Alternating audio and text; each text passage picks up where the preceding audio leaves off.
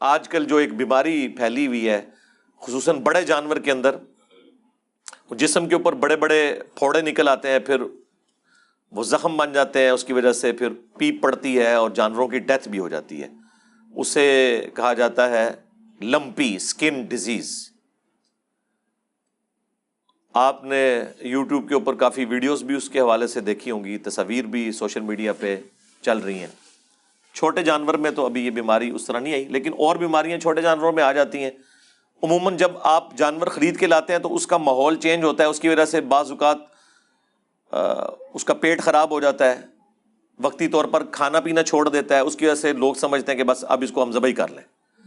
اور پھر ڈاکٹرز بھی اپنی جان چھڑاتے ہیں، بجائے دوائی دینے وہ کہتے ہیں نہیں جی نہیں کولو اینو، کوئی پتہ نہیں عید تک کٹتا بھی ہے کہ نہیں، اسے ذبح کر لیں، کوئی پتہ نہیں عید تک چلتا بھی ہے کہ نہیں.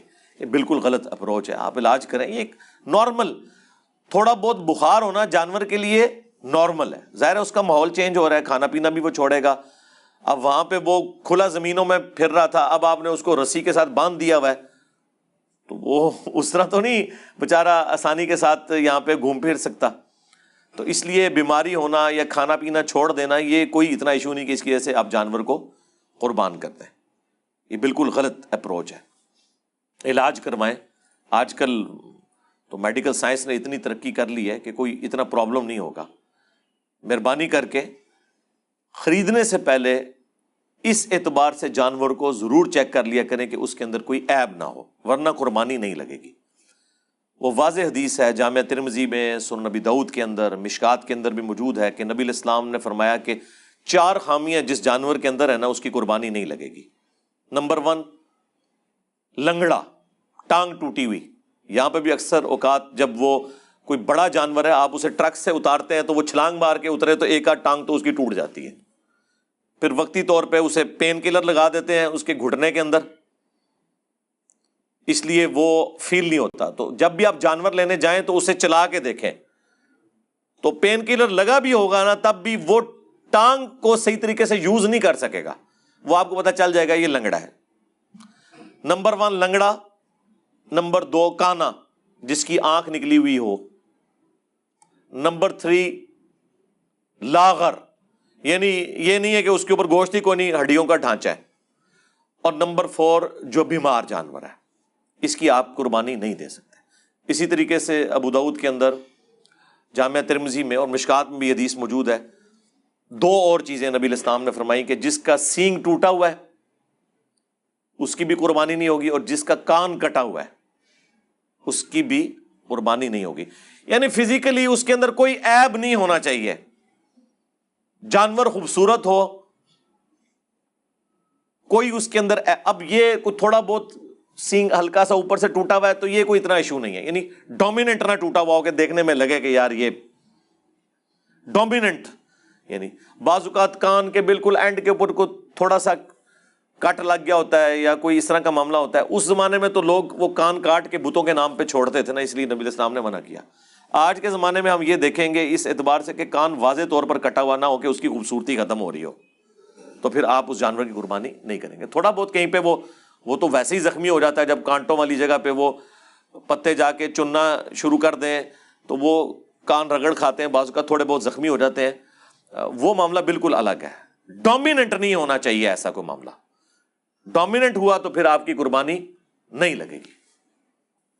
یہ ساری احتیاطیں آپ نے کرنی ہیں جانور خریدتے وقت. اب آپ خرید کر لے آئے، بعد میں بیمار ہو گیا، یا اسے بچے گھمانے کے لیے لے کے جا رہے تھے اور وہ رسی چھڑا کے بھاگا، کہیں پہ ٹھک گیا. بعض اوقات وہ پل سے نیچے بھی گر پڑتے ہیں. اب پل سے نیچے گر پڑا تو ظاہر ہے کہ وہ تو پھر اتنا زیادہ زخمی ہوگا کہ اس کے بچنے کے چانسز نہیں ہیں. تو آپ پھر اسے قربان کر لیں عید سے پہلے ہی، آپ کی قربانی ہوگی، نیا جانور خریدنے کی ضرورت نہیں ہے. اس کے ثبوت میں سن کبرا البیہقی کے اندر سیدنا عبداللہ ابن زبیر صحابی رسول صلی اللہ علیہ وآلہ وسلم و رضی اللہ تعالیٰ عنہ کا قول موجود ہے. وہ ایک جگہ سے گزرے تو انہوں نے ایک اونٹنی دیکھی جو ایک آنکھ سے کانی تھی، تو رک گئے اور انہوں نے فرمایا کہ اگر تو یہ اونٹنی خریدنے سے پہلے کی کانی ہے پھر تو تمہاری قربانی نہیں لگے گی، نیا جانور خریدو۔ اور اگر یہ اس کے اندر عیب خریدنے کے بعد پیدا ہوا ہے تو پھر تمہاری قربانی درست ہے۔ یہ بالکل واضح عبداللہ ابن زبیر کی حدیث موقوفاً سنن کبریٰ البیہقی کے اندر، اس کو سپورٹیو المصنف ابن ابی شیبہ میں، مصنف عبد الرزاق کے اندر امام زہری کا فتویٰ بھی موجود ہے سیم اسی طرح کے الفاظ کے ساتھ کہ اگر عیب بعد میں پیدا ہوا ہے تو پھر قربانی درست ہے، اگر وہ پہلے کا تھا تو پھر قربانی درست نہیں ہے۔ بہرحال یہ عبداللہ ابن زبیر نے ایک کلیئر کٹ بات بتا دی۔ بس اس میں اب جتنے عیب ہیں، اگر جانور خریدنے کے بعد سینگ ٹوٹا، یا وہ بیمار ہو گیا، یا وہ لنگڑا ہو گیا، یا اسے کوئی زخم آ گیا، تو ان تمام جانوروں کی قربانی درست ہوگی۔ اور اس میں بھی اگر زیادہ سویر کنڈیشن آ جائے تو آپ قربانی سے پہلے بھی اسے قربان کر سکتے ہیں، اور اس کا مصرف بھی گوشت کا وہی ہوگا جس طرح عام قربانی کا ہے۔ تو آپ بھلے 2 دن پہلے ہے تو ٹھیک ہے، پھر فریج میں رکھ لیں اور قربانی والے دن بانٹ دیں، کیونکہ اگر پہلے بانٹا لوگ کہیں گے پتہ نہیں بیمار جانور کا گوشت ہی دے گئے ہیں، یہ بھی خطرہ لگا رہتا ہے نا۔ تو پاکستان میں تو آپ جتنا بھونتے ہیں نا گوشت کو، تو عموماً جتنے اس قسم کے وائرسز ہیں وہ ختم ہو جاتے ہیں، الا یہ کہ کوئی کریٹیکل وائرس ہو، وہ بھی ڈاکٹرز بتائیں گے جن کی فیلڈ ہے اس حوالے سے کہ کوئی ایسا معاملہ۔ عموماً جو عام بیماریاں جانوروں کو لگتی ہیں نا، تو وہ جانور جب آپ قربان کرتے ہیں اس کے بعد گوشت جب آپ پکا کے کھا لیتے ہیں تو بیکٹیریاز وائرسز ختم ہو جاتے ہیں، کوئی ایشو اس حوالے سے نہیں رہتا۔ یہ اب جو یہ والی بیماری آئی ہے لمپی، جس کے اندر وہ پھوڑے نکلتے ہیں، تو اب ظاہر ہے کہ یہ تو واضح اس کی خوبصورتی کو ختم کرتے ہیں۔ اس قسم کے اگر پھوڑے نکلے ہوئے ہیں کسی جانور کو تو وہ آپ قربانی کے لیے نہ خریدیں۔ ہاں بعد میں اگر نکل آئے ہیں تو پھر قربانی تو اس کی درست ہوگی، اس میں قربانی کے اعتبار سے کوئی ایشو نہیں ہے، کوئی ٹینشن لینے کی ضرورت نہیں ہے، اور نہ کوئی جانور نیا لینے کی ضرورت ہے، کیونکہ اس سال تو میں نے کئی ہمارے جاننے والے ہیں جن کے بیل پہلے ہی ذبح ہو گئے ہیں، اسی طریقے سے بکرے ذبح ہو گئے ہیں مختلف قسم کی بیماریوں کی وجہ سے، اور وہ پھر ٹینشن میں ہے کہ نہیں جی اب ہم جانور نیا خریدیں یا نہ۔ ایون یہ بھی ہو سکتا ہے کہ جانور آپ نے خریدا اور بھاگ گیا، تب بھی آپ کی قربانی ہوگی، آپ نے تو اللہ کی راہ میں دے دیا نا۔ وہ سورۃ الحج میں اللہ تعالیٰ کا واضح فتویٰ ہے کہ اللہ تعالیٰ کو تمہاری قربانیوں کا نہ گوشت پہنچتا ہے نہ خون پہنچتا ہے، بلکہ اللہ تعالیٰ تو دلوں کے تقوی کو دیکھتا ہے۔ یعنی یہ گوشت اور خون بھی نہیں اللہ کو چاہیے، لیکن اس دن خون بہانا یہ سنت ابراہیمی ہے، وہ آپ نے کرنا ہے۔ یہ نہیں ہو سکتا کہ آپ قربانی کے حصے کے پیسے کسی غریب کو دے دیں، نہیں، وہ آپ دیں الگ سے، اور اس کو آپ قربان کر کے غریب کو گوشت دیں، کیونکہ سنت ابراہیمی کو پورا کرنا ہے۔ یہ شعار اسلام ہے۔ آج کی ڈیٹ کے اندر ہم لوگ کیا مساجد کے اندر جب نماز پڑھنے جاتے ہیں، خصوصاً یورپ اور امریکہ میں، تو اذان کی آواز سے جاتے ہیں، گھڑی کو دیکھ کے جا رہے ہوتے ہیں۔ تو اذان کی پریکٹیکل ضرورت اب باقی نہیں رہی، لیکن کسی کی جرت ہے کہ اذان ختم کروا دے؟ نہیں، یہ اسلام کی نشانی ہے، ان کو شعار کہا جاتا ہے، نشانیاں اللہ کی۔ ان الصفا والمروہ من شعائر اللہ، صفا اور مروہ اللہ کی نشانیوں میں سے۔ بلکہ سورۃ الحج میں تو اللہ تعالیٰ نے قربانی کے جانوروں کو بھی کہا کہ یہ بھی اللہ تعالیٰ کی نشانی ہے، جو ہدی کے جانور لے کے جاتے تھے حج کے موقع کے اوپر۔ تو یہ آپ ختم نہیں کر سکتے۔ اسی طریقے سے صحیح بخاری میں آتا ہے کہ رمل سٹارٹ اس طرح ہوا تھا، یعنی احرام کی حالت میں جو طواف کعبہ کیا جاتا ہے عمرے یا حج کے لیے، عام طواف نہیں جو احرام کی حالت میں ہوتا ہے، اس میں پہلے 3 چکر میں آپ نے چادر کو اپنے دائیں کندھے کے نیچے سے گزار کے یوں کرنا ہے، اس کو ننگا رکھنا ہے مرد کے لیے، اور تھوڑا سا اکڑ کر چلنا ہے اور چھوٹے چھوٹے قدموں کے ساتھ تیز چلنا ہے پہلے 3 چکر کے اندر، اسے رمل کہا جاتا ہے۔ تو اس کی حکمت بیان ہوئی ہے صحیح بخاری کے اندر کہ مشرکین عرب میں مشہور تھا کہ مدینہ جو ہے یہ بیماریوں کی سرزمین ہے، تو مسلمان بیمار اور لاغر ہو چکے ہوں گے، تو نبی الاسلام نے پھر صحابہ کو حکم دیا کہ تم نے یوں کرنا ہے تاکہ تمہارا صحت مند ہونا شو ہو۔ اس زمانے میں تو اس کی حکمت تھی، لیکن وہ آج تک سنت جاری ہے، اس کو آپ بدل نہیں سکتے کہ جی آج تو ایسی کوئی ضرورت نہیں ہے، نہیں، وہ سنت کے طور پر، جب طریقے کے طور پر کوئی چیز جاری ہو جائے تو وہ پھر شعار اسلام بن جاتی ہے۔ اس طرح قربانی جو ہے یہ سنت ابراہیمی ہے، اگرچہ قرآن خود کہہ رہا ہے کہ اللہ کو خون اور گوشت نہیں پہنچتا، تمہارے دلوں کا تقویٰ پہنچتا ہے۔ اب اس سے کوئی یہ رزلٹ نہیں نکال سکتا کہ جی ٹھیک ہے پھر تو ذبح کرنے کی ضرورت ہی نہیں ہے، وہ پیسے کسی غریب کو دے دیے جائیں، نہیں۔ اللہ تعالیٰ اس سے مراد یہ لے رہا ہے کہ اللہ کو گوشت اور خون نہیں چاہیے، جس طرح وہ یونان کے دیوتاؤں کے بارے میں مشہور تھا نا کہ ان کے جا کے تھانوں پہ آپ قربانی کریں گے تو وہ خوش ہوگا، تو یہ کرے گا۔ اللہ تعالیٰ نے ان چیزوں کو بیسیکلی کنڈیم کیا ہے کہ اللہ نے تو نہ اس کو خون پینا ہے، نعوذ باللہ، نہ اسے گوشت کھانا ہے۔ اللہ تمہارے دلوں کے تقوی کو دیکھ رہا ہے کہ تم ہمارے پیغمبر کی سنت پر، سنت ابراہیمی پر علیہ السلام عمل کرتے ہو یا نہیں کرتے۔ یہ بیسیکلی بتانے کا مقصد تھا۔ تو اس دن آپ قربانی کریں، اور سورہ حج میں آیا کہ 3 کیٹیگریز میں گوشت کو ڈیوائیڈ کرنا ہے، یعنی ایک پریفریبل ہے، غریبوں اور مسکینوں کو دیں، رشتہ داروں کو دیں، اور خود بھی استعمال کریں، اور اس میں مسلم اور غیر مسلم کی بھی کوئی تفریق نہیں ہے، آپ کسی کو بھی دے سکتے ہیں۔ اس دن جو لوگ مانگنے آتے ہیں سب کو کچھ نہ کچھ دے کر بھیجا کریں۔ انہوں نے کون سا روزانہ آنا ہوتا ہے، سال کے بعد آتے ہیں، تو آپ قربانی کریں۔ یہ نہیں ہے کہ اچھا گوشت تھوڑا سا سائڈ پہ کر کے اپنے لیے کر دیا اور باقی گوشت جی میں نے اپنا زیادہ گوشت اللہ کی راہ میں دیا ہے، وہ زیادہ دیا آپ نے ناقص والا، ہاں جی، جس کا بہترین قیمہ نکلنا تھا وہ تو آپ نے سائڈ پہ کر لیا، ران کا گوشت آپ نے سائڈ پہ کر لیا۔ لن تنالوا البر حتى تنفقوا مما تحبون، تم نیکی کے اعلیٰ درجے کو اس وقت تک پہنچ ہی نہیں سکتے جب تک کہ اپنی پسندیدہ چیزیں اللہ کی راہ میں قربان نہ کر دو۔ پسندیدہ چیز خوبصورت جانور ہو، لیکن اس میں ریاکاری نہ ہو کہ جی یہ امریکن بیل ہے جی 30 لاکھ کا ہے، اس میں چپ بھی فٹ ہے، ہاں 3 لاکھ بھی گئے، قربانی بھی گئی، ہاں ریاکاری ہوگی نا۔ مسند احمد میں واضح حدیث ہے، جس نے دکھلاوے کے لیے نماز پڑھی اس نے شرک کیا، حالانکہ نماز تو اللہ کی پڑھ رہا ہے لیکن ساتھ نیت ہے کسی اور کو خوش کرنے کی۔ جس نے دکھلاوے کے لیے روزہ رکھا اس نے شرک کیا، جس نے دکھلاوے کے لیے صدقہ کیا اس نے شرک کیا۔ یہ صدقہ ہے نا اللہ کی راہ میں، پنجابی والا صدقہ نہیں، کوئی بھی نیکی کا کام اسے صدقہ کہا جاتا ہے۔ تو یہ قربانی صدقہ ہے نا، یہ شرک ہو جائے گی اگر کسی کو دکھلاوے کے لیے کی۔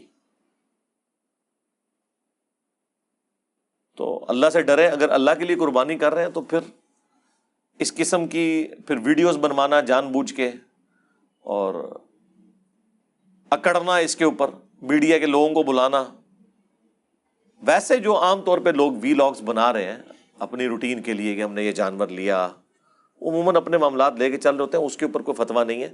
فتویٰ ان کے اوپر ہے جو لوگ اس کی زیادہ قیمتیں بتا رہے ہیں اور روب ڈالنے کی کوشش کر رہے ہیں کہ ہم نے بڑا مہنگا جانور لیا ہے۔ اگر آپ نے قربانی کے لیے جانور لیا ہے تو آپ اس میں کہیں کسی کو یہ نہ بتائیں کہ جی میں نے اتنے لاکھ کا، اتنے کروڑ کا خریدا، یہ بتانے کی کیا ضرورت ہے؟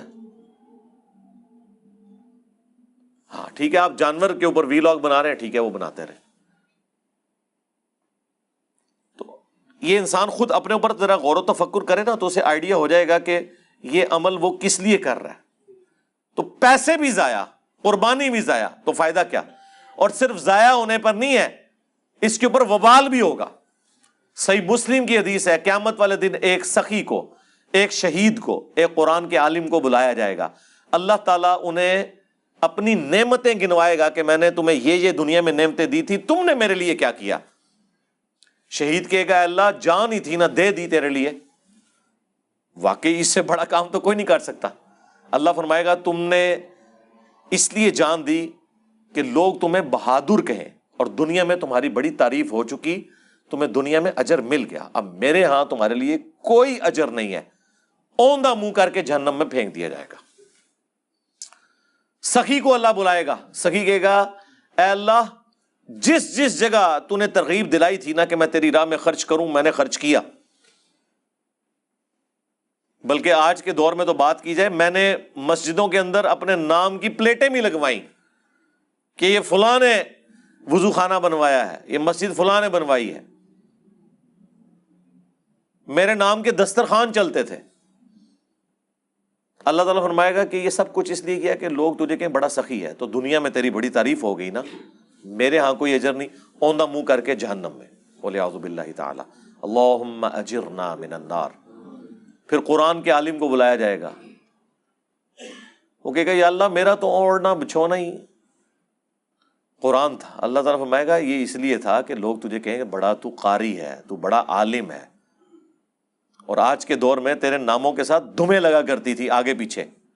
اگر کوئی نام تیرا مختصر لیتا تھا یا اشتہار کے اوپر نام چھوٹا لکھا ہوا ہوتا تھا تو ناراض ہو جاتا تھا, ایسے جلسوں میں نہیں جاتا تھا. یہ ہوتا ہے پریکٹیکلی, ہمیں تو فرسٹ ہینڈ نالج ہے نا.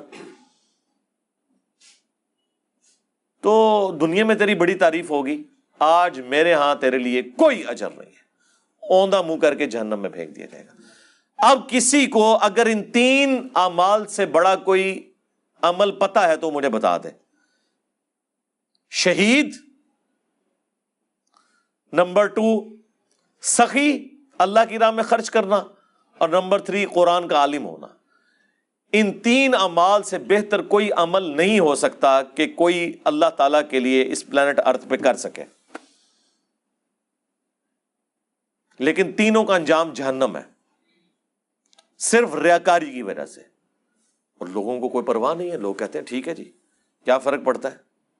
بلکہ ہماری تو لائیو سٹریمز میں آ کے لوگوں نے یہ بھی سوال کیے ہیں کہ ہم باہر کے ملکوں میں بیٹھے ہوئے ہیں, ہم نے اپنے رشتہ داروں کو پیسے بھیجے ہیں کہ آپ قربانی دیں, وہ رشتہ دار وہ قربانیاں لے کے بازاروں میں گھماتے پھر رہے ہیں اپنے ریفرنس سے کہ اتنے لاکھ کی میں نے لی ہے, اور وہ کہہ رہے ہیں جی ہم یہاں بیٹھ کے پریشان ہو رہے ہیں کہ ہماری وجہ سے وہ ریاکاری کر رہے ہیں تو ہماری قربانی تو کہیں ضائع نہیں ہو جائے گی. تو پھر میں نے ان کو بتایا یار تمہارا تو کوئی قصور نہیں ہے, ایک تو وہ جھوٹ بول رہے ہیں ان کی قربانی بھی نہیں ہے, اور دوسرا تعریفیں کروا رہے ہیں اس کے اوپر اپنی. وہ جس بیچارے نے پیسے دیے ہیں وہ تو دوسرے ملک بیٹھا ہوا ہے. اچھا یہ باہر کے ملکوں سے جو لوگ قربانی یہاں کرواتے ہیں نا, تو وہ ذرا دیکھ لیا کریں وہاں اور یہاں عید کا ایک آدھ دن کا فرق ہوتا ہے. ویسے اس میں کوئی مسئلہ نہیں ہے, یہاں پر تو یہاں کا حکم لگے گا, لیکن پھر بھی اگر کسی نے وہم نکالنا ہے نا تو اس اعتبار سے دیکھ لیں. اگر پہلا دن آپ کو سوٹ کرتا ہے, یعنی پیرلل میں دونوں طرف وہ دن موجود ہو. ویسے یہ میں آپ کو احتیاطاً بتا رہا ہوں, اس کا یعنی اس دین سے کوئی اس حوالے سے تعلق نہیں ہے. جس جگہ آپ نے قربانی کے لیے پیسے دیے وہیں کا چاند شمار ہوگا, وہیں کے عید کے دن شمار ہوں گے. قربانی کے 3 دن ہیں. وہ عبداللہ ابن عمر کا قول موجود ہے الموطا امام مالک کے اندر کہ قربانی عید کے بعد 2 دن تک درست ہے. عید کا ایک ہی دن ہوتا ہے, بڑی عید کا بھی. یہ 3 دن ایام النہر ہوتے ہیں قربانی کے. قربانی کے 3 دن ہیں, عید کا ایک دن ہے 10 ذوالحجہ جس دن آپ عید کی نماز بھی پڑھتے ہیں. 11 اور 12 قربانی کے دن ہیں. الموطا امام مالک میں مولا علی علیہ السلام کے حوالے سے بھی موجود ہے. باقی وہ جو روایت ہے مسند احمد کے اندر, باقی کتابوں میں وہ منقطع روایت ہے, اس کے اوپر میری الگ سے ویڈیوز آ چکی ہیں. سوائے امام شافعی کے باقی پوری امت کا اتفاق ہے, حنفی ہوں, مالکی ہوں, حنبلی ہوں, اہل حدیث ہوں, شیعہ ہوں, اثنا عشری شیعہ ہوں, باقی سب کے نزدیک قربانی 3 دن تک ہے, 10, 11 اور 12. البتہ جو ایام تشریق ہیں ان میں تکبیرات آپ نے پڑھنی ہیں. وہ 4 ایام تشریق ہیں پلس ایک حج کا دن, یعنی 9 ذوالحجہ کی صبح سے لے کر 13 کی عصر تک آپ نے تکبیرات پڑھنی ہے. المصنف ابن ابی شیبہ کے اندر موجود ہے مولا علی علیہ السلام سے, اور صحیح بخاری میں موجود ہے کہ امام باقر جو تھے, امام جعفر کے والد, امام زین العابدین کے بیٹے اور حسین ابن علی کے پوتے علیہم السلام اجمعین, وہ نفلی نمازوں کے بعد بھی تکبیرات پڑھا کرتے تھے. اللہ اکبر, اللہ اکبر, لا الہ الا اللہ, واللہ اکبر, اللہ اکبر وللہ الحمد. یہ بھی پڑھ سکتے ہیں. اللہ اکبر کبیرا والحمد للہ کثیرا وسبحان اللہ بکرۃ واصیلا, یہ بھی پڑھ سکتے ہیں. یہ تکبیرات یعنی ان دنوں کے اندر سنت ہے پڑھنا. تو وہ بات شروع ہوئی تھی بیمار جانور کی قربانی کا معاملہ. یہ صرف فقہ حنفی میں واجبیت ہے, باقی پوری امت اسے سنت مانتی ہے. سنی ہو شیعہ ہو, سنیوں میں جتنے ہیں سوائے حنفیوں کے مالکی ہوں، شافعی ہوں، حنبلی ہوں، اہل حدیث ہوں، اثنا عشری ہوں، سب کے سب کہتے ہیں قربانی سنت ہے، واجب نہیں ہے۔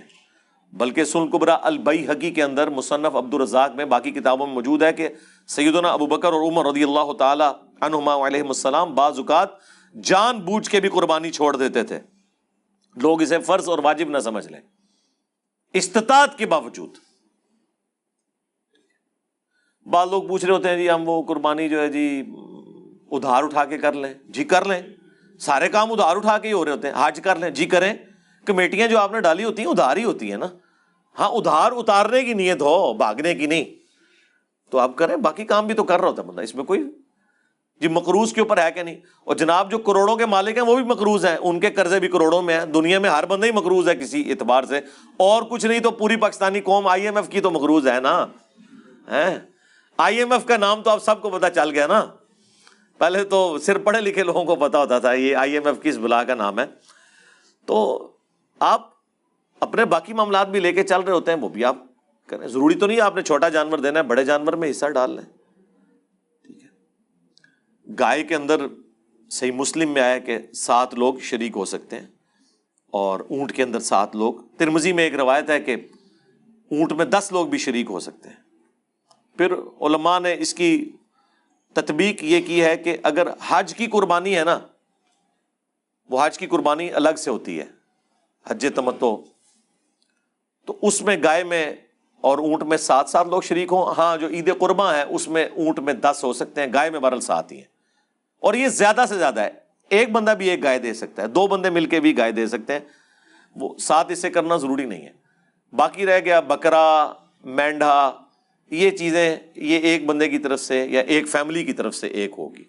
ایک چولہا گھر میں جو جل رہا ہے نا، یہاں پہ وہ کہتے ہیں نہیں جی وہ بیوی الگ سے دے گی اور خاوند الگ سے دے گا اگر وہ صاحب استطاعت ہے، جب چولہا کمبائنڈ ہے تو ایک فیملی کی طرف سے ایک قربانی کافی ہے۔ سنن ابن ماجہ میں واضح حدیث موجود ہے کہ نبی الاسلام کے زمانے میں صحابہ کرام ایک فیملی کی طرف سے ایک ہی قربانی دیا کرتے تھے، پھر اللہ نے جب وسعت دی تو دیکھا دیکھی لوگ 2 3 شروع ہو گئے، اور وہ صحابی کہتے ہیں اب ہمیں بھی مجبوراً دینی پڑتی ہیں، کیونکہ پھر محلے والے کہتے ہیں جناب یہ کنجوس ہیں۔